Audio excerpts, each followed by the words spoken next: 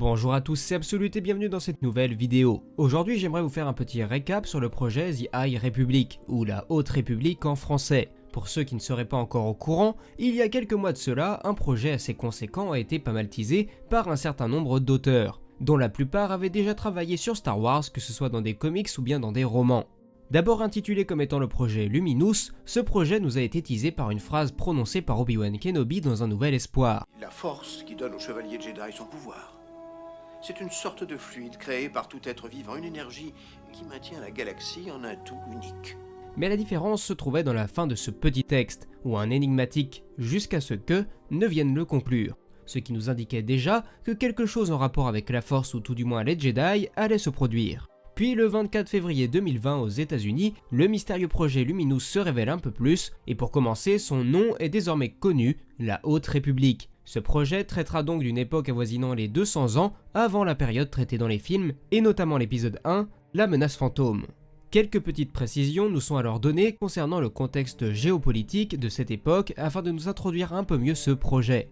200 ans avant l'épisode 1, la République Galactique vit ce que l'on appelle son âge d'or et tout se passe pour le mieux. Cependant, les frontières de la République sont fixées aux alentours de la bordure médiane et en ce qui concerne la bordure extérieure, ce n'est qu'un territoire sans foi ni loi qui a pour inspiration le Far West. Les protagonistes principaux de cette histoire nous sont également révélés, nous suivons de nombreux Jedi de cette époque qui officient alors tels des preux-chevaliers ou des shérifs au milieu de cette région pour régler les conflits. Ils seront ainsi opposés à des pilleurs que l'on nomme les Nihils qui ont pour inspiration les Vikings. On peut donc penser que leur apparition sera spontanée et semblable à celle de ces guerriers scandinaves qui ont soudainement débarqué sur les côtes de la France ou de l'Angleterre afin d'y semer la terreur. Cependant, ce n'est pas tout, car ce qui va mettre littéralement le feu aux poudres, c'est la soudaine et étrange rupture de l'hyperespace. On peut donc imaginer que sans les voyages hyperspatiaux, les protagonistes vont être confrontés à de nombreux problèmes et vont notamment devoir chercher à comprendre ce qu'il s'est passé, et si cela est dû au hasard ou à l'intervention de certains personnages. Ce même jour, 3 romans et 2 séries de comics sont annoncés comme faisant partie de la première vague d'ouvrages en lien avec ce projet. Je tiens d'ailleurs à vous préciser que pour l'heure, rien n'indique que le projet de la Haute République se retrouvera sur d'autres médias que des œuvres littéraires. Donc pour le moment, ne vous attendez pas à voir de jeux vidéo ou des films sur cette période, car rien n'a encore été annoncé, même si ça reste probable dans un futur plus ou moins proche. L'œuvre principale qui sera chargée de lancer tout ce projet est le roman Light of the Jedi, écrit par Charles Soule, que vous connaissez probablement pour avoir déjà travaillé sur Dark Vador, Seigneur Noir des Sith, Poe Dameron, l'ascension de Kylo Ren, ou bien encore plus récemment en tant que scénariste principal de la série Star Wars V2. Ce roman suivra le personnage principal de cette époque, une dénommée Avar Kriss, l'une des plus brillantes maîtres Jedi de son temps. Elle sera également accompagnée d'un Jedi Wookiee, Burry Yaga Agaburi. Ce livre contiendra de nombreux liens avec les autres œuvres et il sera donc primordial de le lire, car il sera en quelque sorte le point central de toute cette aventure. Le deuxième roman annoncé sera quant à lui une œuvre jeunesse, ce qui ne devrait pas vous repousser pour autant, car il a été écrit par l'incroyable Claudia Gray, qui a jusqu'ici écrit de super livres comme Maître et Apprenti, Étoile perdue ou bien encore Lien du sang. Cet ouvrage mettra en scène le padawan Rite Silas, alors que celui-ci se voit dans l'obligation de quitter le paisible temple Jedi de Coruscant. Mais son vaisseau sera éjecté de l'hyperespace lors de son voyage. Lui et ses compagnons seront alors amenés à enquêter à bord d'une mystérieuse station spatiale afin de possiblement découvrir la vérité sur l'étrange phénomène qui les a touchés. Viendra ensuite un troisième roman qui quant à lui sera destiné à un public encore un peu plus jeune. Dans celui-ci, on suivra Vernestra Rwoh, une jeune chevalier Jedi qui, âgée de 15 ou 16 ans, est envoyée pour la première fois en mission. Celle-ci sera amenée à faire équipe avec d'autres enfants, ce qui, selon moi, semble expliquer pourquoi le public cible est encore plus jeune, mais cela ne définit en aucun cas la qualité finale de cet ouvrage. Et viennent ensuite les comics. La série principale, sobrement intitulée La Haute République, sera scénarisée par Cavan Scott, qui a écrit pas mal de romans juniors, mais aussi écrit le script de l'audiobook Dooku Jedi Lost. Et la série sera quant à elle illustrée par Ario Anindito et Marc Morales. Et d'après les premiers aperçus que nous avons pu avoir, c'est plutôt pas mal. Dans cette histoire, nous suivrons certains des Jedi stationnés sur la mystérieuse station Starlight Beacon que l'on retrouve dans de nombreux visuels. Mais nous découvrirons également une Jedi dénommée Keeve Trennis qui, attention petit spoil d'un élément révélé dans Dooku Jedi Lost, devrait être amenée à quitter l'ordre Jedi car elle est décrite dans ce livre audio comme faisant partie des 20 égarés, ces protagonistes qui ont fait le choix de quitter l'ordre Jedi comme a pu le faire le comte Dooku. Et enfin, nous aurons aussi droit à une série de comics jeunesse écrite par Daniel José Holder qui a travaillé sur le roman Barreau d'honneur. Mais pour l'heure, nous n'avons que très peu d'informations sur cette série, si ce n'est que c'est dans celle-ci que nous pourrions être amenés à croiser Maître Yoda, qui jouerait évidemment le rôle de mentor au sein de cette histoire. Tous ces ouvrages devaient initialement sortir à partir de août 2020, mais suite à la crise du coronavirus, le projet a été retardé et décalé à début 2021. Un mal pour un bien, car on peut imaginer que ce délai supplémentaire leur a probablement permis d'affiner leur travail et de l'améliorer, voire même de prendre de l'avance sur la suite de l'histoire.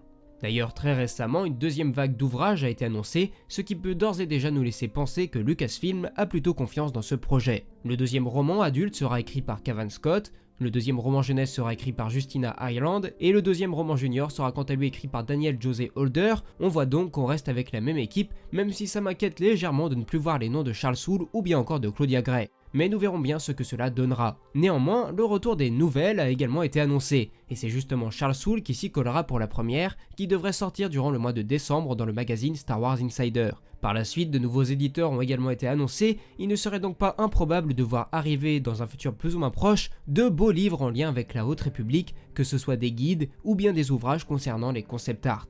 Mais passons dès à présent à la présentation des personnages principaux de cette histoire, et vous allez voir que mis à part le nom et le résumé de l'histoire pour certains Jedi, nous n'avons guère d'informations. Pour commencer, Avar Kriss est donc la figure de proue de cette histoire. Elle est décrite comme brillante et noble, elle ne se met jamais en avant et cherche toujours le positif chez un individu. Elle vit la plupart du temps dans les régions reculées de la galaxie, et elle est compatissante et toujours prête à se sacrifier pour ses pairs. Vient ensuite le maître Jedi Twi'lek Loden Greatstorm, qui est considéré comme l'un des meilleurs professeurs de l'ordre, puissant et sage. Loden est également doté d'un bon sens de l'humour. C'est donc un personnage particulièrement dévoué envers ses padawans qu'il cherche à tout prix à faire progresser. Kyv Reynis est une brillante chevalier Jedi promise un grand futur, mais encore faudrait-il qu'elle s'en persuade. Vive d'esprit mais parfois impulsive, Kyv est déterminée à faire ses preuves aux côtés de la maître Jedi Avar Kriss.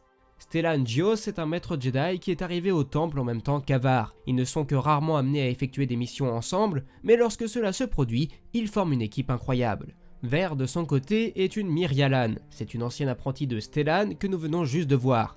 Alors qu'elle vient d'être nommée chevalier à seulement 15 ou 16 ans, elle compte bien prouver à ses pairs qu'elle a le talent requis pour se mesurer aux adultes, mais qu'elle peut également servir d'exemple aux jeunes apprentis. Et vient enfin le tour d'un personnage que j'ai hâte de découvrir, Skir, qui est un maître Jedi Trandoshan, et ce depuis de très longues années. C'est un personnage grognon mais particulièrement honnête, qui n'hésite jamais à dire ce qu'il pense. Cependant, ce comportement sera rapidement amené à changer, car il doit faire face à un secret qui le ronge de l'intérieur. Et nous le trouverons dans la série de comics principale de ce projet. Vous aurez alors remarqué qu'à travers toutes ces images, nous allons devoir faire face à une immense diversité de designs ou de couleurs au niveau des sabres laser. Et je trouve ça génial, car ça va enfin définitivement nous sortir de cette éternelle opposition entre bleu et rouge à laquelle on était habitué depuis Star Wars 7, même si le final de Star Wars 9 était déjà un signe vers ce petit changement. Et je ne sais pas ce que vous en pensez de votre côté, mais à titre personnel, j'aime beaucoup les designs des tenues des Jedi, que ce soit les tenues claires ou celles plus sombres, je les trouve particulièrement bien réussies et j'ai vraiment hâte d'en voir plus. Mais ce que je vous propose maintenant, c'est de vous partager un petit éventail des quelques références à la Haute République qui ont été glissées dans les œuvres récentes afin que tous les wagons de l'histoire finissent par se raccrocher. C'est donc dans le livre audio Dooku Jedi Lost que l'on retrouve la première allusion à la Haute République.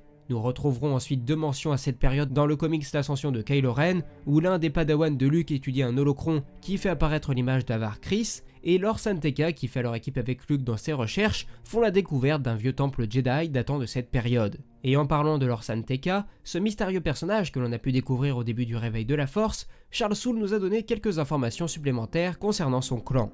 Autrefois juste une famille de prospecteurs de l'hyperespace qui travaillaient dur à la recherche de nouvelles routes aux frontières de la galaxie, le clan San Tekka est devenu une dynastie, à la pointe de la technologie et des techniques qui permettent à la Grande République Galactique de la chancelière Lina Soh de s'étendre sainement vers de nouvelles zones.